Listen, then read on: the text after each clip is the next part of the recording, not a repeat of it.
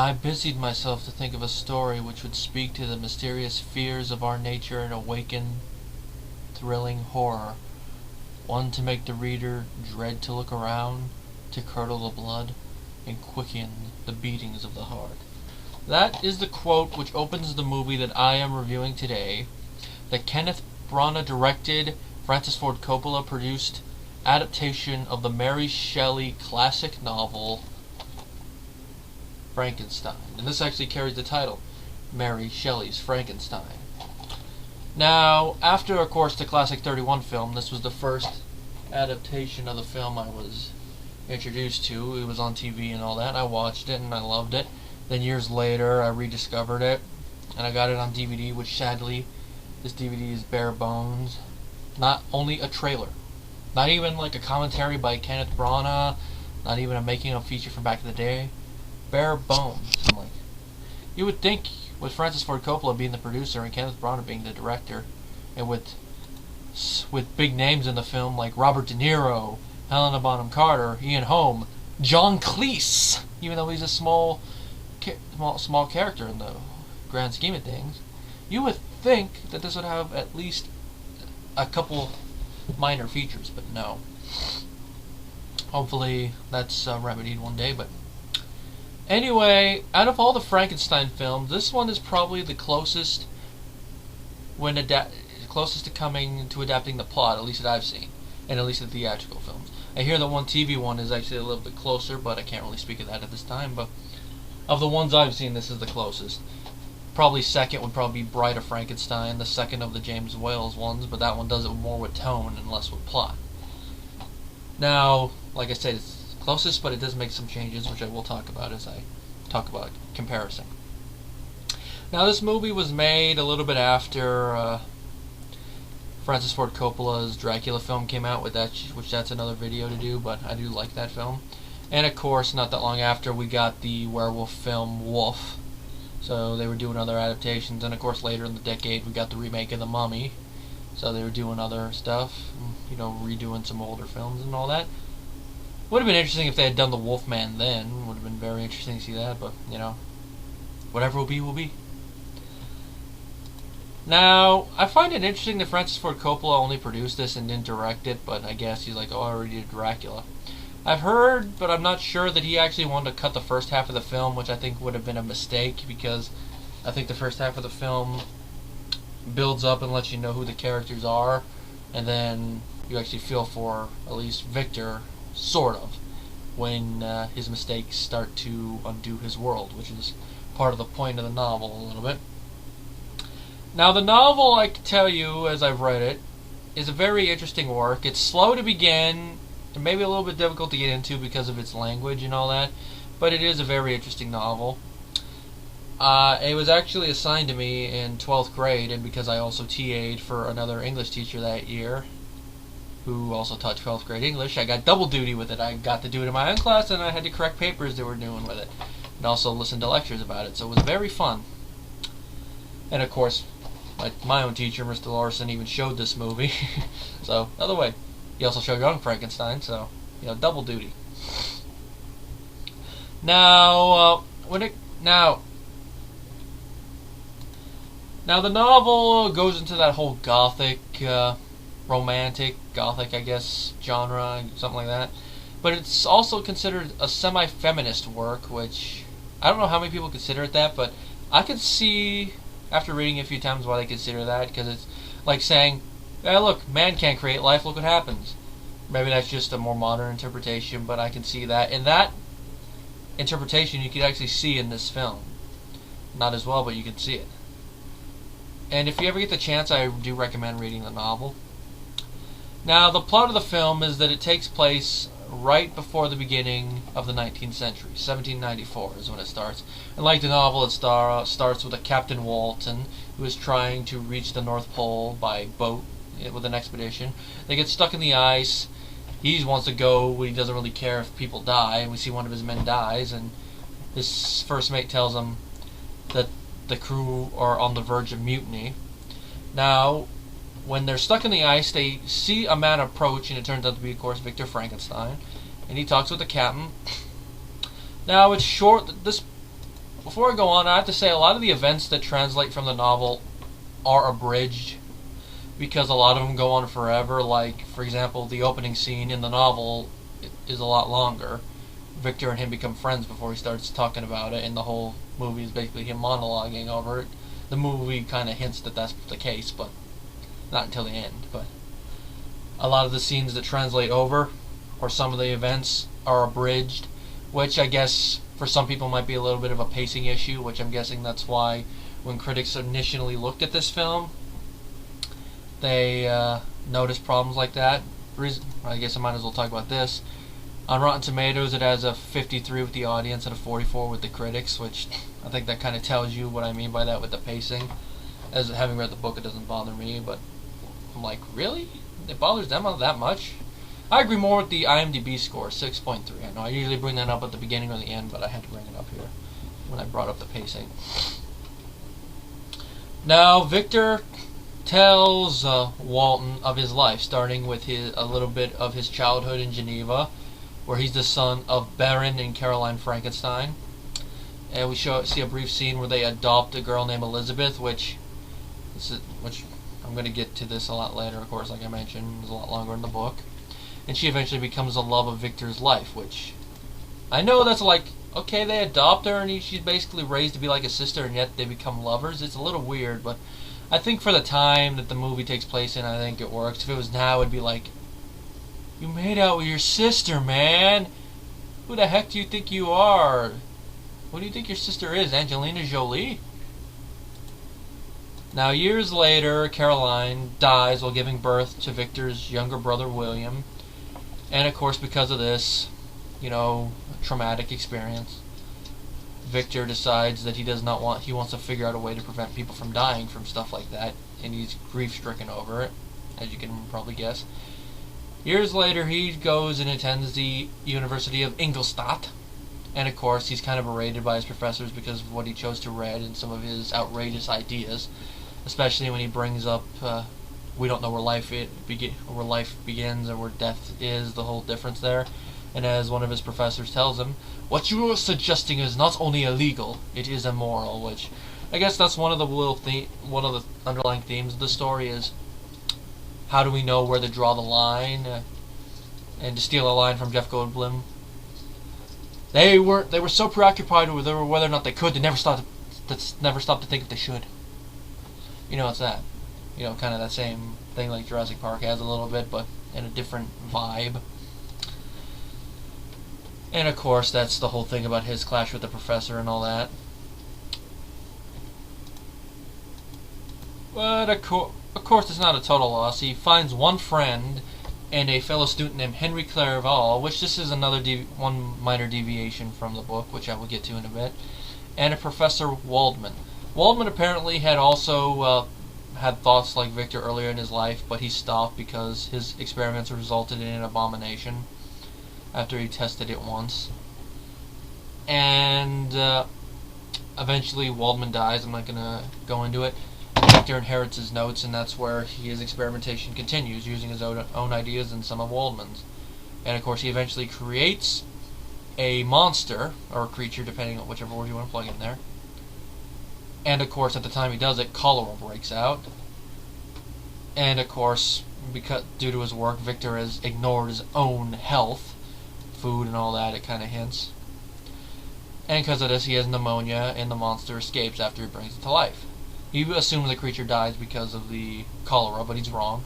The creature goes out into the woods, he finds his family in a house, and he lives in their barn, or stable, or whatever it is. He learns from them just by observing. And of course, one day he approaches the elderly man in the house who is blind and tries to be friends with him. The family sees him, of course, by his looks. They're going to be like, "Ah, monster, get out of here!" And because of this, he's turned off by that. And since he has Victor's journal, he reads it, discovers his origins, and plots his revenge. And of course, he goes back, and now Victor has to deal with him. Not only he has to deal with the monster, not only to satisfy his creation's desires, but to save his family, and that's where the plot goes from there. I'm not going to go into any more detail on it, but if you've read the novel, you can more or less guess what it's going to be, even though there are deviations, which those are probably going to be the only other plot things I'm going to bring up. because it's important to talk about him. Now, first I'm going to say Kenneth Branagh, I felt, did a very great job directing this film. His camera work was great, and some of it's very interesting. It seems of course, having seen some of his other films, I can compare it. You know, more recently he did Thor, and then of course he did some of the Shakespeare films he did. Like before this, he did Much Ado About Nothing. All I have to say about that is Michael Keaton in a Shakespeare film. You can't really go wrong with that. Good morrow, neighbor. Are we good men? He called me ass, sir. But that's another day, another video. And of course, Hamlet. I haven't seen his Henry the Third, I believe it was, whatever, and I haven't seen the other ones he did. But his Hamlet and his What You Do About Nothing were excellently directed. But this one, it shows a little bit of that, but a little bit more. It's almost like some of his style in this film is kind of a tribute to some of the older films, and it also has a gothic style to it and an erotic style to it. And if I may read this quote from the back of the DVD, "Erotic and visually stunning" by Pat Collins of WWOR-TV. I have to agree with that. It's how he filmed it has a gothically erotic sense to it, and the visuals are stunning. And his camera work excellent. And like I said, kind of seems like it's a homage to older films. The cast, I think, was superb. I mean, we have Robert De Niro as the creature, Kenneth Branagh playing Victor, Tom Hulke, or Hulsey, I don't know how you pronounce that. You guys all know it's a guy that voiced Quasimodo in The Hunchback of Notre Dame, that Disney did, as Victor's friend Henry Clerval.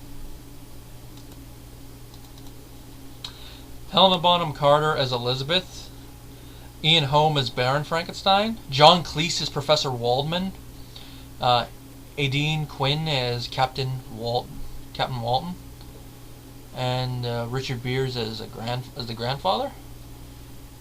And of course, you could go on. I mean, there's Celia Imrie as Mrs. Moritz, Patrick Doyle as a orchestra conductor with a small character. I mean, you can't go wrong with that cast. I mean, I know there's some people that have complaints about some of them, but I don't really have much to complain about when it comes to it. Because some of their acting choices seems to kind of go with the whole homage to some of the earlier films. And the movie does kind of have a theatrical element to it, which is why I guess I don't mind some of the more moments that are over the top. Most of them seem to come from Victor, and I'm guessing that Branagh did that intentionally, because I know he's a very subtle actor when he wants to be. I mean, in his 2 Shakespeare movies that he did, and some of the other performances I've seen of him, he's not really this over the top. He's more subtle. I mean, he does inflect his voice when time comes, like during his Hamlet monologues. But here it seems his more melodramatic moments are intentional. Because, as I mentioned before in my Frankenstein reviews of the older ones, back then, movie acting and stage acting didn't really have much to differentiate them as stylistic-wise. Even more so when talkies started, so as time went on, they started to differentiate. The over-the-top moments, at least for me, seems to come off as a homage, as well as how we filmed the film. And also, some of them, it could seem, as having acting training, I could see possibly why he would cause that much emotion, especially considering at the time, from what I understand, he was dating Helena Bonham Carter, so we had that emotion in there too, as well as his acting, so that probably influenced it a little bit. But probably his most over-the-top moments are probably when when Victor goes and sees his mother is dead, and he's gonna be if you walk in and see your mother's dead, you're gonna be emotional if you were close to her. So that's why it doesn't bother me. And then of course the alive scene, but they always make the Doctor over the top in the creation scene, so it's forgivable. I mean, everyone knows the famous scene from the 31 one. It's alive! Here it's mostly when he's making it. When he actually says it's alive, very subtly. It's, if anything, he's over the top when he's going, live, live, live! Other than that, a lot of it, that's basically most of the over-the-top stuff, but it doesn't bother me. Tom as Henry Clerval, he's a very good performance here. I mean, he's an Academy Award nominated actor. He got nominated for playing Mozart in Amadeus, and you can see that in his performance here. And you can buy him and Branagh as friends. And before I get too far from Branagh, you do actually believe his motivations and all that. Robert De Niro as the creature. Some people think it's a little weird that he did it, but I thought he did a pretty good job acting under that makeup. I bought him as someone who's misunderstood, who hates that society is going after them just because of their appearance and all that. And then finding out what he is, you really believe it. Granted, one of his moments is very theatrical, where he's just looking at the house and then turns and goes, "Frankenstein! I will have my revenge!" That is kind of a melodramatic, over-the-top moment and very theatrical, but I think it kind of fits the tone of the film, and how it's shot I thought was pretty good. And that's probably De Niro's most over-the-top moment in the movie. As the movie goes on, you start to see a little bit more into the creature. It doesn't really have 100% the same attributes as his novel counterpart, but some of it's there. I guess it's more fair. This creature is more common with the Karloff version than it does with the novel version, but that's not necessarily a bad thing. And I think it's kind of ironic that one of the first words he learns to says is friend. Friend. Good. Surprised he didn't learn cigar. Yeah, but not to go into it any much more about it, but he does have some emotional moments near the end, which those of you who see the movie know what I'm talking about. Helena Bonham Carter as Elizabeth. She did a pretty good job. She wasn't really that over the top, except for probably one moment at the end, which I'm not going to go into now. But there was a couple moments, though, where some of the madness of her acting style did come out a little bit. But if you want to know what I mean by that, if you want to know what I mean by madness, if you've seen her, if you've seen the Harry Potter films and seen her performance as Bellatrix from Lestrange, kind of like that, but that's way more mad. It's only a little bit here, and it's only in a few scenes, and I think it kind of fit, because unlike her novel counterpart, well, it's been about a year since I read the novel, so I don't really remember entirely, but I don't remember Elizabeth getting this mad at Victor at any point in the novel. But here, this is a little bit more believable for a woman. It's like, you were supposed to, you haven't written to me, you're asking me to, you're saying all your promises, and your promises are now starting to mean jack shit and all that. It's like you can understand her. She's basically becoming a woman that don't need no man. If you get my meaning. And of course, it's kind of sad what happens to her. But Ian Holm is Baron Frankenstein. He doesn't have that many scenes, but when he's there, he's good to see, and he's believable as it. It's kind of sad, though, that he couldn't save his wife at the beginning, because he's a doctor, he's one of the best in Geneva, and he couldn't save his wife. Which, of course, from what I've read on IMDb, some people make fun of that. He's like, oh, they say he's the best doctor in Geneva, and then he can't save his wife.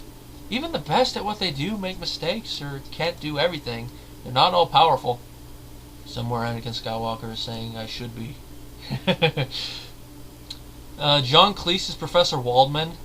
This was my first time. This is the first time I ever saw Cleese. Another one being some of the other '90s stuff he did, and then of course eventually finding out about Monty Python and all that.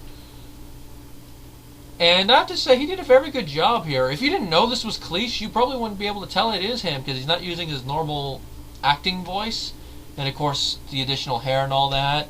Doesn't have his trademark mustache and all that. He looks a little different. You would think it's a different actor, but it is Cleese, and he did a very good job. And I'm checking. Oh, and he didn't get any Saturn Award nominations. That sucks. He should have gotten nominated, but he hardly had anything, so I guess not enough for Best Supporting. And of course, I do like the little story thing about his brain being the one put into the monster. I thought that was a little interesting. A monster with the brain of John Cleese. That is a scary thought. The only thing probably more scary than that is a monster with the brain of George W. Yeah.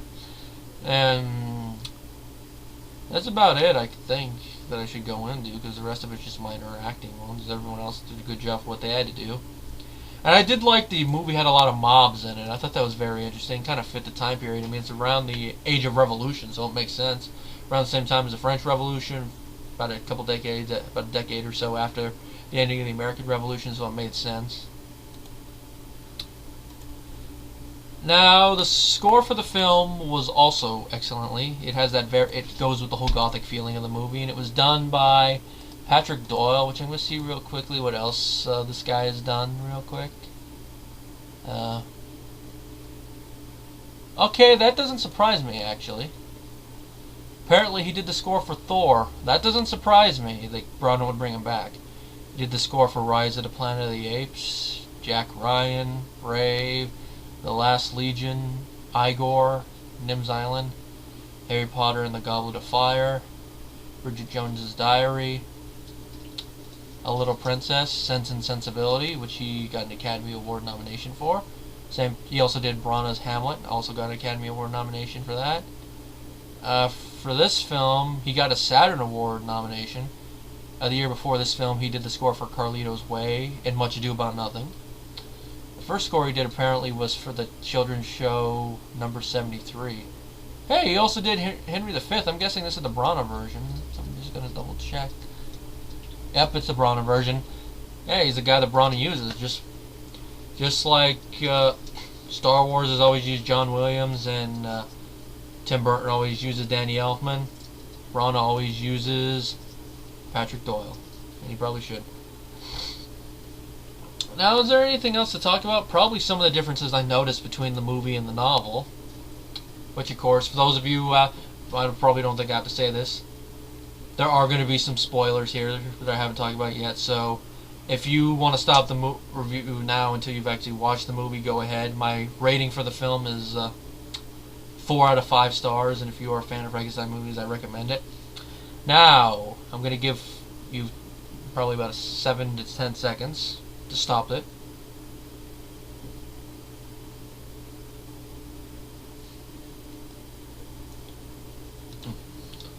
Okay, time to go into it. Now, of course, as I mentioned before, a lot of stuff is abridged, but I don't really say that's a difference. Elizabeth's being adopted into the family is a lot different. If I remember right, she was a baby when it happened in the book, and also it's a lot more elaborate and all that. But it's basically more or less the same. You know, family couldn't take care of her, so they adopted her. You know, to be like a plaything, sort of, and for Victor to watch out for her. If I also remember correctly, I think Victor had 2 brothers in the novel, but I could be mistaken. But it was the little one that met the fate. Another difference is the family that the monster watches in the movie. They're like a poor family, you know, father, mother, a couple kids, grandfather, which I don't think the movie clarifies which parent the father is the father of, but I think it's inconsequential. Whereas in the novel, it's a family of 3, brother and sister and a dad who is blind, who they are basically political refugees, and eventually a Arab woman joins them who is supposed to be marrying the brother, and it's adds like a little political undertone to the whole thing, which is kind of unnecessary in a novel, so it doesn't bother me that they changed it. Another difference is the monster. He's more articulate in the novel, which surprises Victor. I mean, in the movie you can tell Victor's surprised that the monster can talk, but he's more articulate. So if they ever did another adaptation, I'd love to actually see this version of the monster. He's also not as ugly as the monster is in the film, which on a side note, I do like they actually changed the makeup as the film goes on to show that he's healing. Nice little touch. In the novel, he's basically right around 7 feet tall. He has yellow skin, deathly yellow, that looks like it barely contains what's inside, and he has long black hair, like maybe like jaundice color skin, I guess. Probably one of the biggest differences is that in the book, Victor doesn't actually bring a female creature to life, which how they changed it in the movie I think kind of fits with Victor's character, that he would do this if he's that far gone, especially with all the crap that's happened to him. So I didn't mind the reasoning for the change. Now, of course, there's another reason for the change in that, which I will get to after this. In the novel, he actually destroys the female creation before he can bring it to life, because he's about to bring it to life. Then he thinks about it. Wait a minute, the monster promised this, but she didn't. Maybe what if she goes back on her? What if she doesn't like him and all that? So he destroys it. Then the monster does this whole vow, you know, if I do not, you know, well, remember, I'll be with you on your wedding night. It's kind of gay, man. He's not gay. I know I had to throw that in there. Now, connected to that is that in the book, he goes away to create the female monster, you know, promising Elizabeth that when they're married, he'll tell him. Whereas here, in the novel, in the movie, that's why I don't like doing reviews later in the day. In the movie, he does it at home, which goes into the whole thing with Elizabeth, which I think makes sense if you're going to do it at home. Now, he goes somewhere way off to do it, and of course it goes into a whole thing with the monster's first streak of vengeance, him killing Henry and framing Victor for the crime. Which, of course, he gets off it because, if I remember correctly, I think his father, or someone representing his father, shows up. Like I said, it's been a while since I read it, so I don't remember 100% every detail, but something like that. This is a difference since I just brought up Henry. In the novel, they're friends from Geneva, and Henry eventually goes off to college with him. Whereas in here, they meet at college, which I don't mind that change, but it adds a little bit more to it when Henry's been his lifelong friend. It would have been fun if they had been friends as children and hadn't seen each other in years. I don't remember correctly, but I think Henry also was bad at anatomy in the book, but could be wrong. Also, Cleese's character, Waldman, is actually only a minor character in the book as well. But he's even of less importance, if I remember correctly. I don't think he leaves anything to Victor like that, and I don't think he dies anyway. And of course that whole thing about the one criminal. And if I remember right, the novel also only gives vague hints about the way that the creature is constructed. I mean, it doesn't outright state that it's made from dead bodies, but some of the language hints that that's the case. Which I guess that's why in the original Edison version of the film, you got away with making a golem instead. And of course, another difference is that, to make sure, since he's telling the story orally, to make sure that nobody can recreate his work, he doesn't mention how he brought the monster to life, which is smart in the novel. In the movie, you can't really do that. As my 12th grade English teacher, Mr. Larson, put it, they always have to make an elaborate creation sequence, which is kind of a hallmark now in these films, which is interesting. This scene, it's different than the previous ones, but you can tell it's taking minor inspiration from it, and it's interesting, electric eels and all. And it's a very theatrical scene. And also how he collects the parts and stuff is interesting too. And also is just him having to remind himself that Victor having to remind himself that it's, just parts. Raw materials, nothing more. I mean, even the monster has to tell him that. Raw materials, nothing more. Your words. And that's about all the major differences I can think of off the top of my head. Oh yeah, how Justine Moritz dies. She dies basically by hanging in both versions, but it's a lot more dramatic in the movie, the angry mob taking her and then throwing her off the big step thing. Oh, eek! A lot better to shoot, and it's a lot more dramatic, and it kind of fits the time a little bit better, but I think the novel's set in an earlier time or a later time, if I remember right, but if you're going to set it in the Revolution time, it would make sense, an angry mob. Hang her! And also, of course, she's not convicted, so they killed an innocent woman illegally. It's kind of funny if you think about it. Whereas in the novel, she had already been convicted of the crime. At least then, even though we know she's innocent, them executing her for it, is legally justified because of it. Anyway, that's about all of them I can think of off the top of my head. If there's any other differences that you guys can think of, put them in the comment section. But like I said earlier, 4 out of 5, and that concludes this review.